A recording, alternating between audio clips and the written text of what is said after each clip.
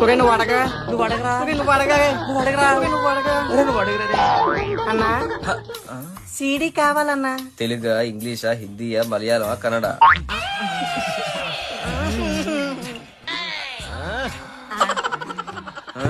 అర్థమైందిలే, 50 రూపాయలు. ఎక్కడికైనా చూసేద్దరేట్రా, డబ్బులు ఇవ్వండి. ఇదిగా 50 రూపాయలు. సరే అన్న వస్తా. అమ్మూరెళ్ళింది, నాన్న బయటికి వెళ్ళాడు, అంత బేగాడు. ఈ లోపు